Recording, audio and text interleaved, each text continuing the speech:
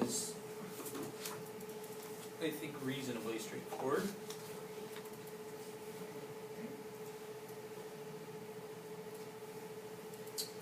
So 14.5 says, the following information is for the governmental funds of Bell County for 2006.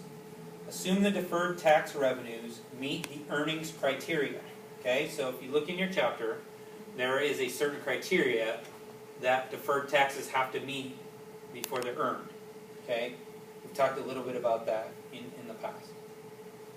A says, explain the worksheet adjustments to derive the tax revenues to be reported for governmental activities in the government-wide financial statements.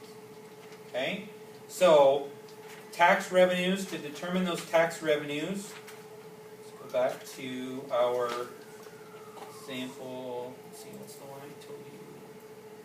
560.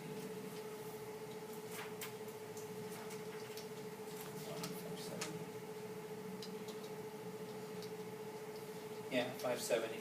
Okay. So, this is the more complicated one that shows. So on the bottom of 566, where it shows it verbally, see down on the bottom where it says changes in fund balance, and it says plus or minus the change in deferred revenues balance. See that? So, and I forgot, there was a good example.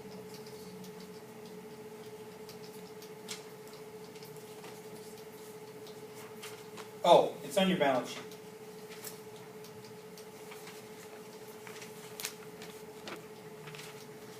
Yeah. So if you look on 563, you'll see that on the governmental funds balance sheet, they list deferred tax revenues all the way down at the bottom under deferred inflows of resources, right? Okay.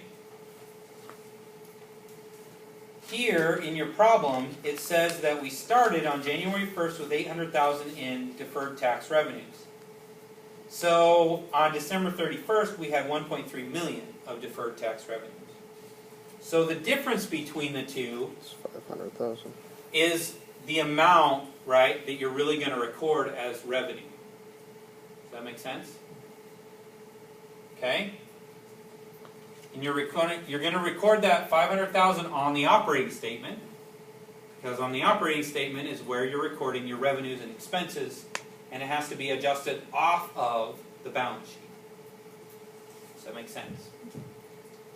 So in your governmental fund, if you had deferred tax revenues here, you would have shown, I'm using the numbers from your problem on 591, you would have had $800,000 listed under deferred tax revenues as other sources, right? You're going to, now you have 1.3, right? So you're going to reverse off any balance you had. You're going to record the 500,000, the new stuff that got deferred, right? When you think about it this way, in accrual accounting, you're a for-profit business. What does it mean to record deferred revenue? What do I say? What does that mean? What is deferred revenue? Revenue you expect the next. Revenue, I have what? Collected but can't use. Collected but can't use. Collected but haven't earned. Good. Right. So deferred revenue is money I've collected but can't use or haven't earned. Right? So a magazine subscription. Right? If you sell a magazine subscription, you collect the cash right up front, in most cases, but you haven't earned it until you deliver the magazines, right? So, in the government statements, we would record the 1.3 million, right? All of those deferred tax as deferred inflows, okay? Now, we're going to take them off the balance sheet, and we're going to record the difference, the change, in our revenues, okay? Does that make sense? So we're still accounting for it, but we're recording it on our operating statement. Bless you. Okay? So that's A.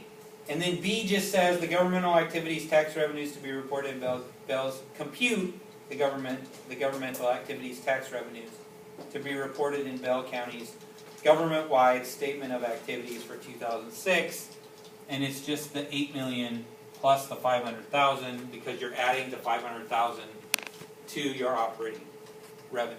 Does that make sense? Yeah. You're given 8 million in the problem. Now you're going to have 8.5 million on your government-wide statements.